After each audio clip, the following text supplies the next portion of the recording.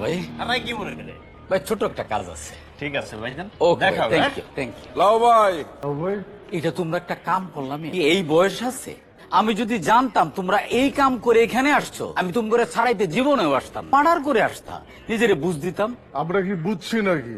দুই বন্ধু মিলা স্পাল হইতে গেছিলাম, পুলিশ এসে রেড দিছে, তারপর থেকে এখানে ফার্ম গেটে গেছো স্পাল হইতা, ওটা কি স্পাল হওয়ার যাইতে? আমি আর মামা তো থাইল্যান্ডে যাই স্পাল হইতে। আরে ইস্পানিতে তো আমরা সবসময় বনানিতে যাই।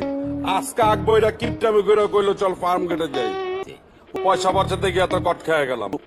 আপনি ছাড়ানোর ব্যবস্থা করেন। সেইটা করতেছি, কিন্তু এলাকার লোকজনের কাছে মুখ দেখাইবা কেমন? মানুষের জানছে কেমনে? আপনি কইছেন।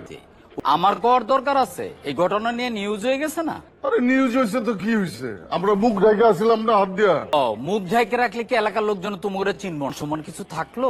চার রাস্তার মোড়ে কান ধরে